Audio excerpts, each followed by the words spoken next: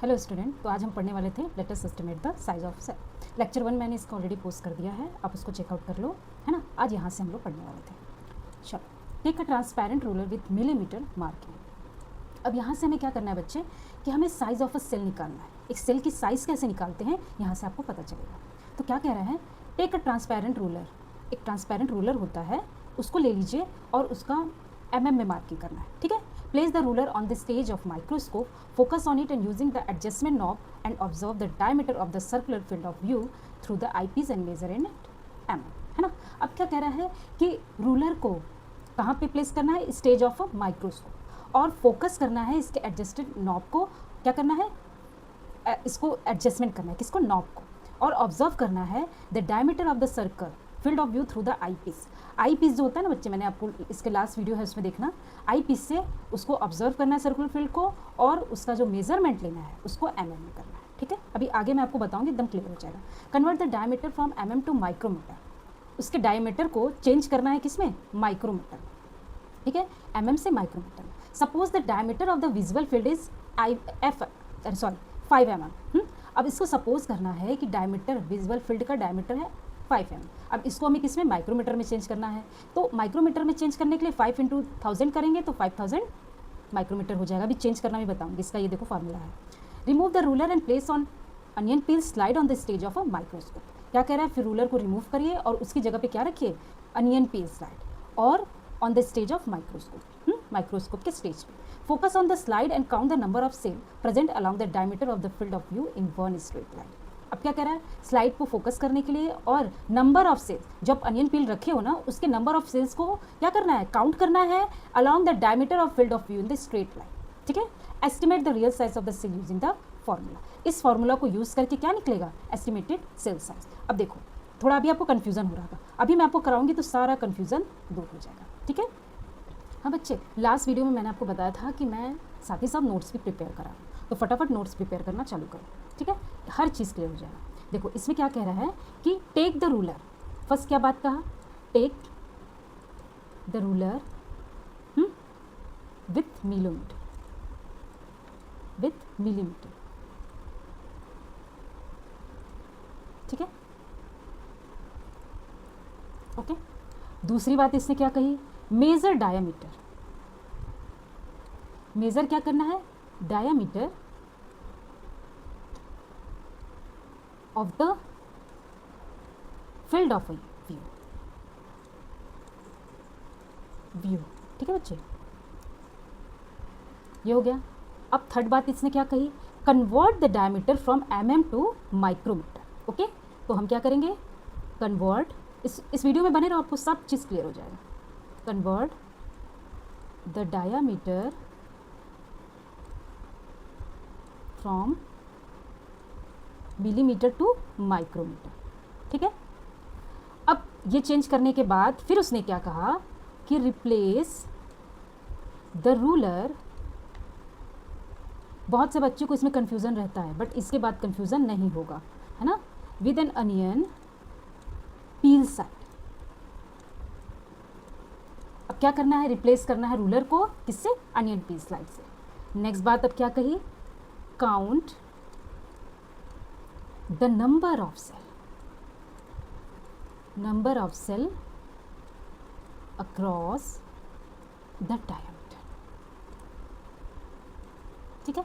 अब यहाँ से हम करना चालू करेंगे कि ये क्या चीज़ कहना चाह रहा है, इसी बात पर हम करेंगे, ठीक है। अब सपोज यहाँ से आप बिल्कुल मिस मत करना। सपोज विजिबल फील्ड का डायमीटर क्या बताया, FMM। विजिबल फील्ड का डायमीटर, ये मैंने हिंदी में लिख दिया, वेट, फील्ड ऑफ डायमीटर, ठीक है। हाँ क्या है, 5 mm। अब ये फॉर्मूला जो मैंने इसमें लिखाया है 1 मिलीमीटर इक्वल टू 1000 माइक्रोमीटर। अब ये वाला फॉर्मूला जब आप लगाओगे तो ये माइक्रोमीटर में चेंज हो जाएगा। तो हम यहाँ करेंगे कन्वर्ट टू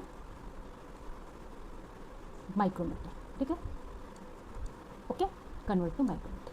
अब 1 mm, ये आपका फॉर्मूला है 2000 माइक्रोमीटर।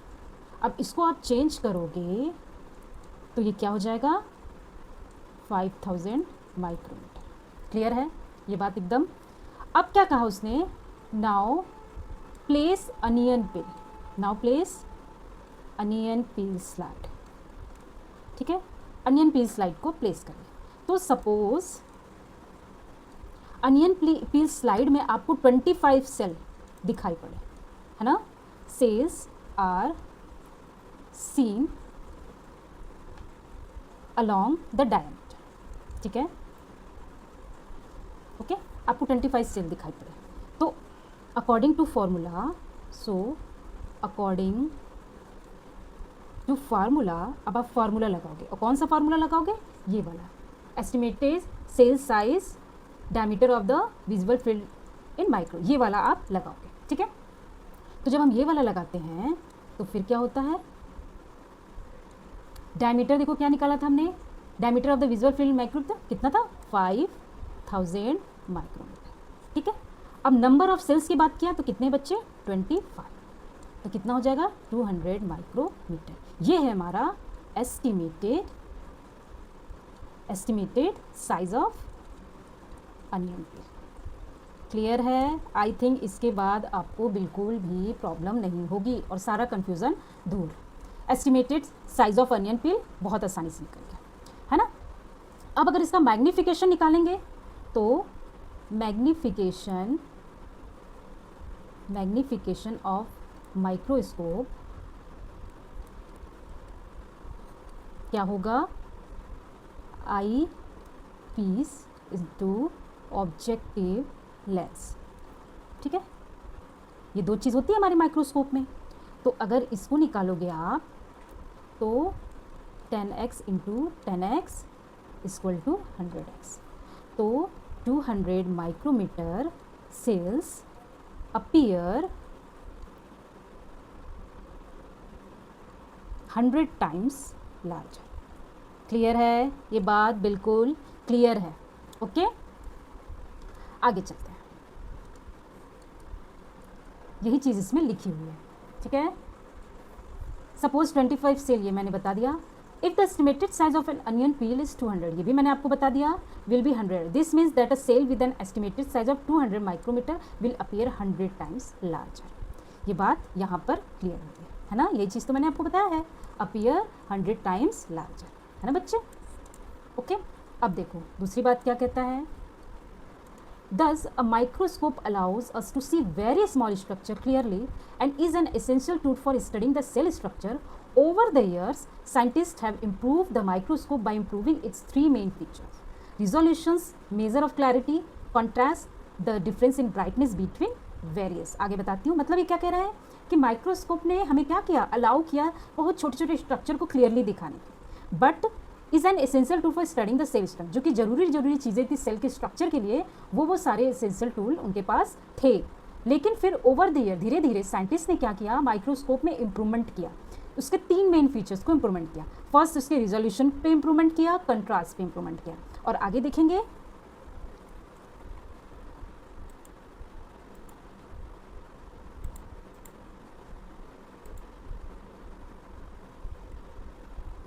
और क्या इंप्रूवमेंट किया, थर्ड एंड मैग्निफिकेशन।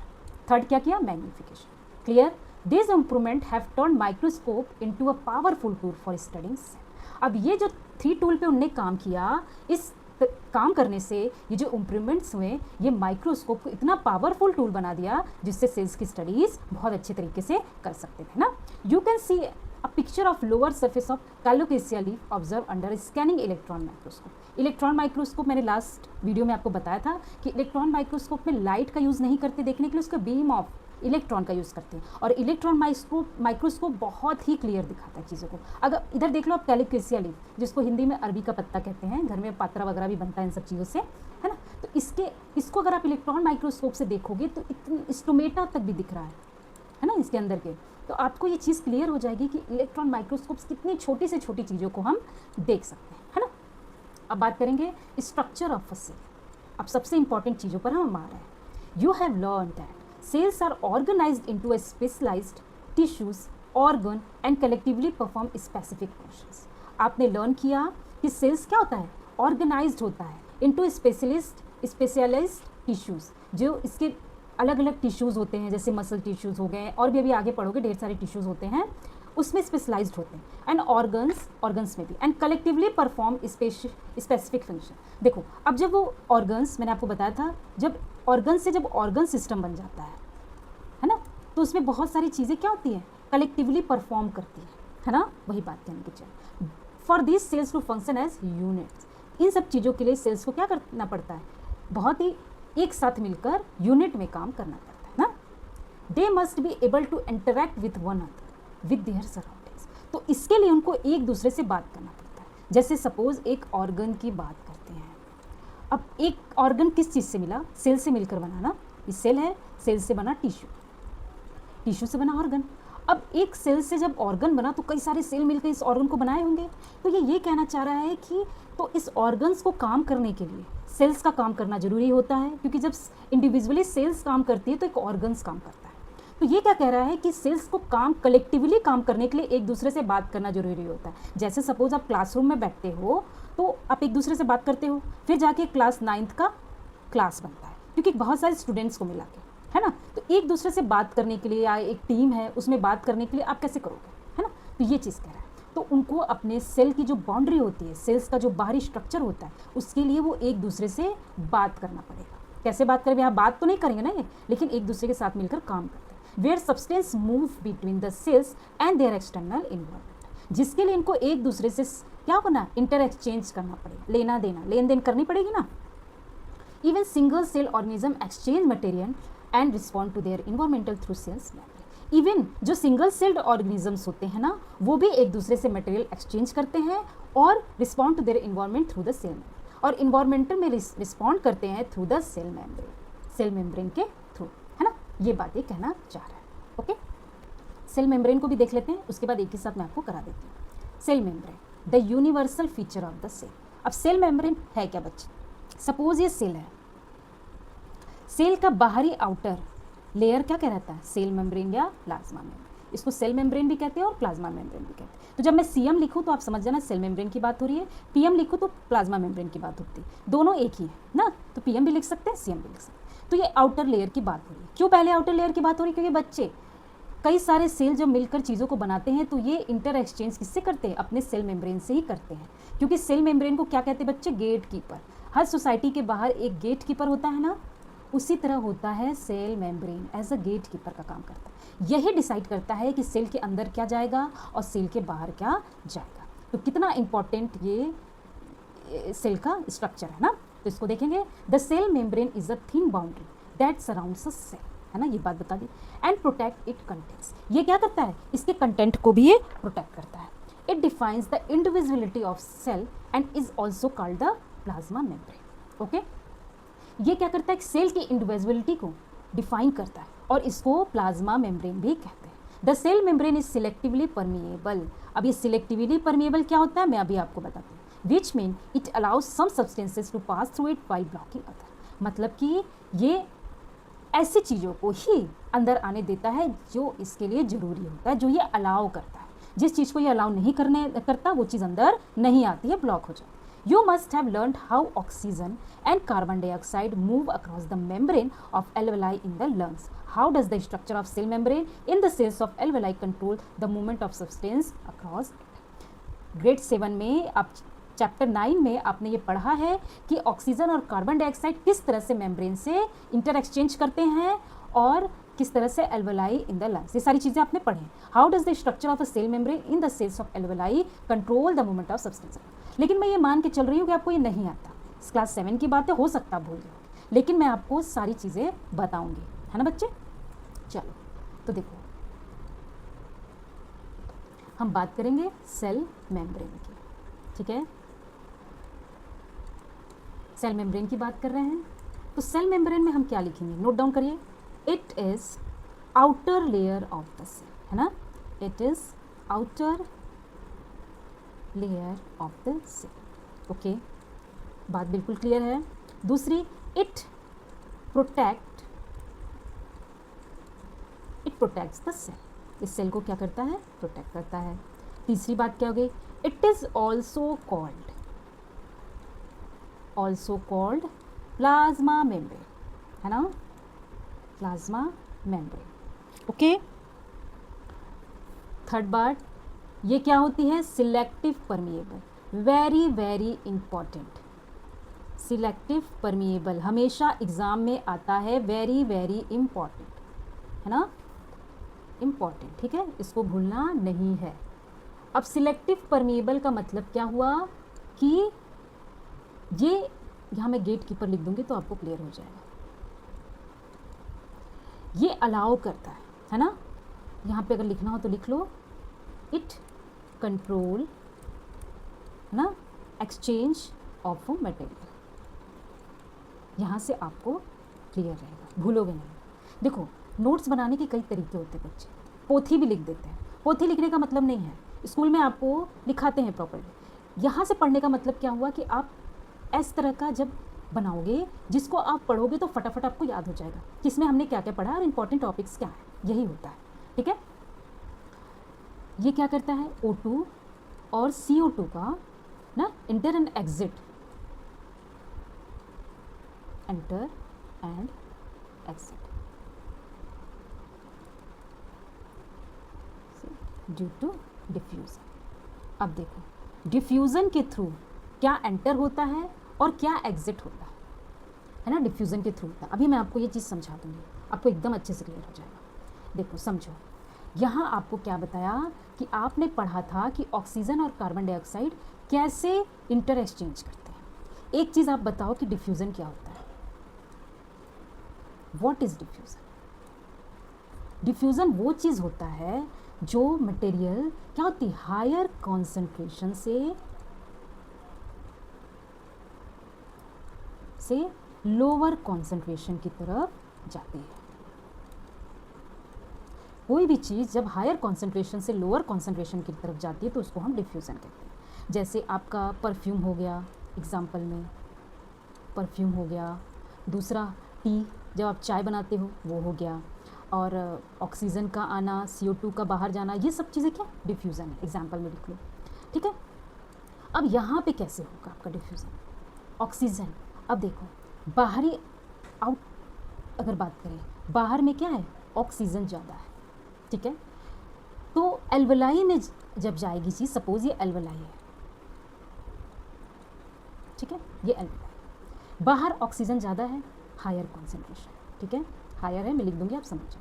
और अंदर क्या है, लोअर, ठीक है। तो ऑक्सीजन बाहर ज़्यादा है तो एल्वलाई में आएगा, लोअर है। अब यहाँ से ये ब्लड में चला जाएगा और ब्लड चारों तरफ इसको बॉडी में फैलाता है ऑक्सीजन। अब CO2 कैसे जाएगा, अब ब्लड में बात करें तो ब्लड में CO2 ज़्यादा है, हायर है। ये चीज़ देखो, बहुत लोगों को कन्फ्यूज़न होता है, लेकिन मैं बता रही हूँ आपको एकदम क्लियर हो जाए। यहाँ हायर है और एल्वलाई में क्या है, लोअर है, ठीक है। तो यहाँ से एल्वलाई में जाएगा और बाहर आ जाएगा, क्लियर, क्योंकि इधर लोअर है। ये चीज़ क्लियर हो गया, हायर ऑक्सीजन कैसे अंदर जाएगा और कैसे CO2 बाहर आएगा, ओके। इसी तरह सेल में मेम्ब्रेन से सारी चीज़ें आती है ना, ऑक्सीजन का जाना, ऑक्सीजन का आना और CO2 का जाना, क्लियर है ये बात।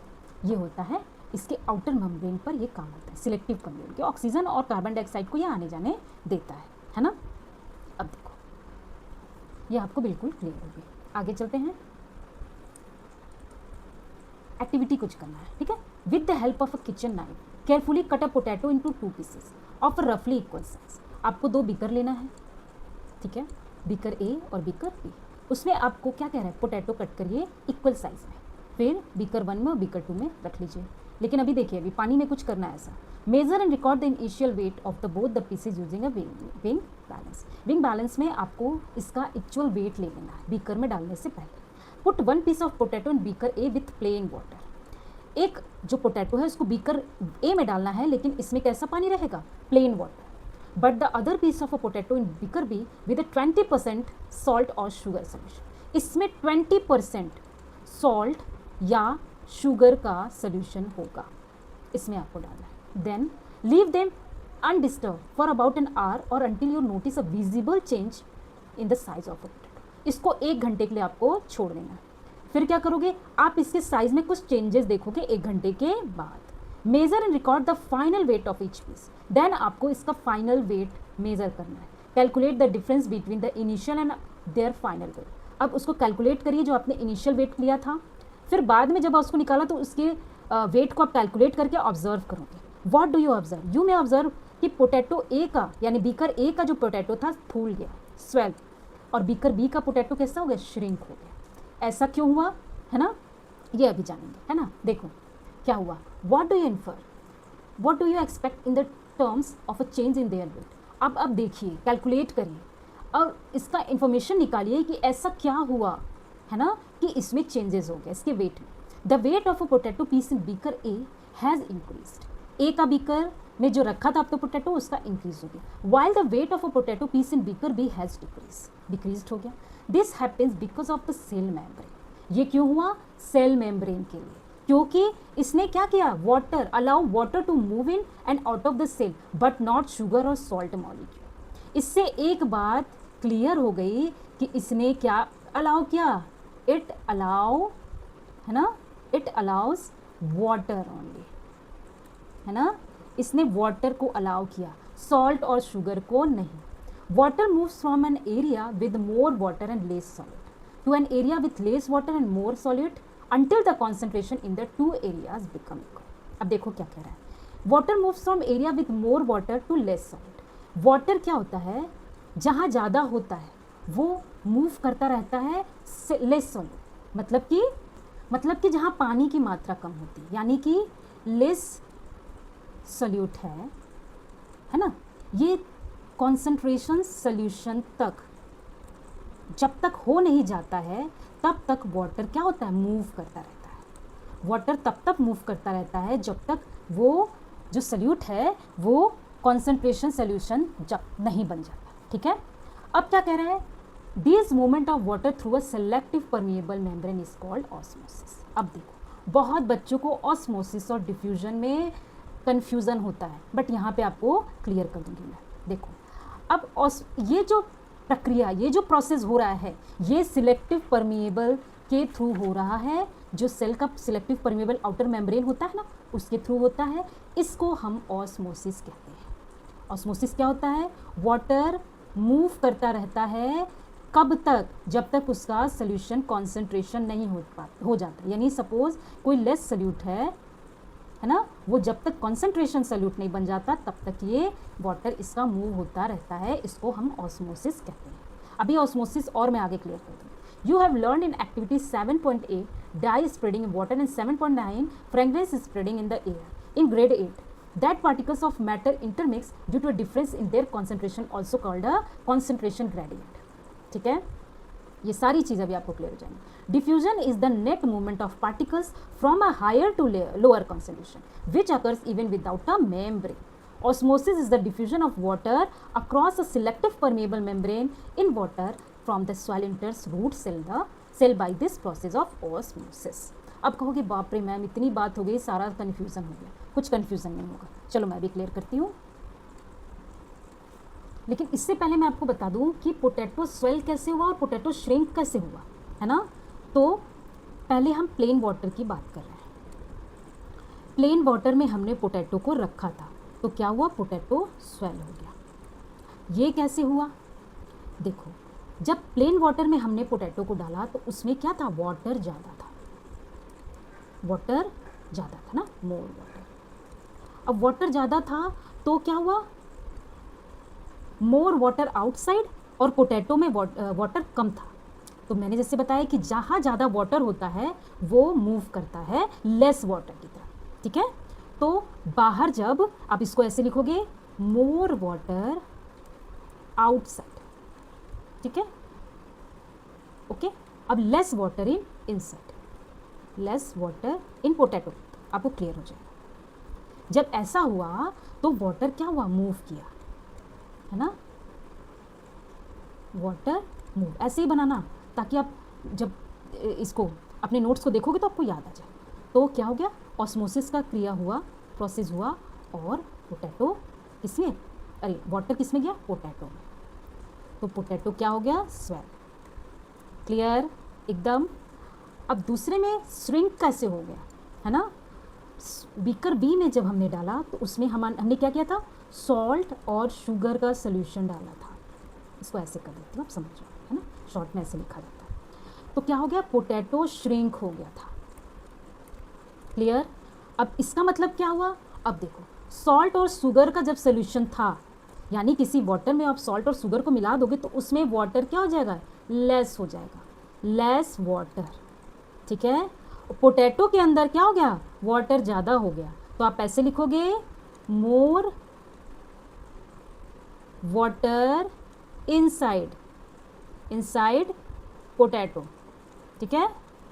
तो फिर ये वापस वाटर ऐसे गया, ठीक है, वाटर मूव हुआ इधर की तरफ, तो पोटैटो क्या हो गया बच्चे, श्रिंक हो गया।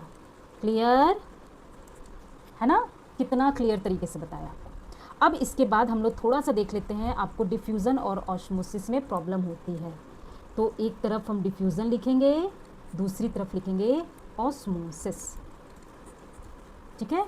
अब देखो पहले आपको ये समझना होगा डिफ्यूज़न होता क्या है। एक सबसे बड़ा डिफरेंस लिखना है आपको, एनी मटेरियल, ठीक है, एनी, या तो गैस हो सकता है, या तो लिक्विड हो सकता है, या तो सॉल्यूट, परफ्यूम भी आ जाएगा उसमें, है ना। ये कहाँ मूव होता है, मूव हायर कॉन्सेंट्रेशन से लोअर की तरफ, ठीक है, ये हो गया। अब इसमें क्या होगा, ओनली वाटर मूव, मतलब कि सिर्फ और सिर्फ वाटर के मूवमेंट को ऑस्मोसिस बोलेंगे, ठीक है। अब इसमें मेम्ब्रेन की ज़रूरत नहीं होता है ना, नॉट इम्पॉर्टेंट, है ना, मेम्ब्रेन की ज़रूरत नहीं, नॉट नीडेड मेम्ब्रेन, ठीक है। लेकिन इसमें मेम्ब्रेन की ज़रूरत होती है, ठीक है, सिलेक्टिव परमिएबल के थ्रू होती है ना, सिलेक्टिव परमिएबल इम्पॉर्टेंट होना चाहिए। थर्ड बात क्या है, एग्जाम्पल में जैसे लिख लें, एग्जाम्पल में आपका मैंने बता दिया, एक परफ्यूम हो गया, टी हो गया, सॉल्ट एंड शुगर का सोल्यूशन हो गया, ऑक्सीजन हो गया, कार्बन डाइऑक्साइड हो गया। लेकिन इसका एग्जाम्पल अभी आपने पोटैटो का एक्सपेरिमेंट देखा है ना, वो हो गया। इसमें ओनली क्या होगा, वाटर का मूवमेंट होगा, तो उसको हम ऑस्मोसिस कहेंगे। क्लियर हो गई बात, कोई कन्फ्यूज़न है ना। एक जो इसका सबसे इम्पॉर्टेंट एग्जाम्पल लिख लो कि इन प्लांट, हमेशा क्वेश्चन पूछता है, in plant water movement from soil to root by the process of osmosis. Very important, जो मैं लगा रही हूँ उसको आप लगा लेना, ठीक है। पूछता है कि सॉइल से रूट में वाटर कैसे जाता है, तो प्रोसेस ऑफ ऑस्मोसिस। क्लियर। अब आगे चलते हैं। हाँ, इसमें कुछ आपका हाइपोटोनिक और आइसोटोनिक, हाइपोटोनिक सोल्यूशन को बताया है, इसको आप समझ लो। Solute concentration of extracellular, देखो यहाँ की बात, इसमें किस चीज़ को आपको ध्यान रखना है, इसमें आपको ध्यान रखना है कि बाहर वाटर कितना है, अंदर सेल के अंदर, सिंपल सी बात है, सेल में कितना सॉल्ट शुगर है, ये सारी चीज़ों को अगर आप ध्यान रखोगे तो आपको ये चीज़, ये वाला एग्जांपल समझ में आ जाए। सेल के अंदर सॉल्यूट कितना और सेल के बाहर सॉल्यूट कितना है, सिंपल सी बात है। तो आइसोटोनिक की बात करें, आइसोटोनिक, ठीक है, हाइपरटोनिक और हाइपोटोनिक। आपको इसमें एक ही चीज़ इंपॉर्टेंट आपको समझनी है, सॉल्यूट। सॉल्यूट कहाँ ज़्यादा है, कहाँ कम है, ठीक है, नंबर ऑफ सॉल्यूट। अगर ये आपको ध्यान रहेगा तो आप इसको आसानी से समझ जाओगे, ठीक है। एक्स्ट्रा सेलुलर और इंट्रा सेलुलर में सॉल्यूट की मात्रा सेम है, तो सेल का साइज कैसा रहेगा, सेम। सेल साइज सेम, ठीक है। और हाइपोटोनिक में क्या होता है, एक्स्ट्रा सेलुलर में मोर, ठीक है, इंट्रा सेलुलर में लेस। इसको आपको सबसे अच्छा याद रखना है। तो अगर अब ये सेल की बात करें, ठीक है, तो इसमें क्या बोला, और सेल के बाहर, सेल के बाहर इसने क्या कह रहा है, सल्यूट की मात्रा ज़्यादा है, यानी कि सल्यूट क्या है, मोर है। जब सल्यूट मोर है तो वाटर क्या होगा, लेस होगा, ठीक है। और इसके कह रहा है सल्यूट की मात्रा लेस है तो वाटर क्या होगा, मोर होगा, ठीक है। तो हमारा प्रोसेस पता है, वाटर ज़्यादा से कम की तरफ आता है, तो वाटर ज़्यादा से कम की तरफ आएगा तो हमारा सेल क्या हो जाएगा बच्चे, श्रिंक कर जाएगा। क्लियर, सेल श्रिंक हो जाएगा। हाइपोटोनिक की बात करेंगे तो एक्स्ट्रा सेलुलर में less, just opposite. Intra cellular में क्या होगा, मोर। ये सेल है, इसमें क्या कह रहा है कि बाहर क्या है, सल्यूट लेस है, सल्यूट लेस है तो वाटर क्या होगा बच्चे, मोर होगा ना। इसमें सल्यूट मोर है तो वाटर लेस होगा, तो हमारा वाटर कहाँ से कहाँ जाएगा, जल्दी बताइए, वाटर बाहर से अंदर की तरफ जाएगा तो हमारा सेल क्या हो जाएगा, फूल जाएगा, सेल स्वेल। आई थिंक ये बात आपको क्लियर हो जाए।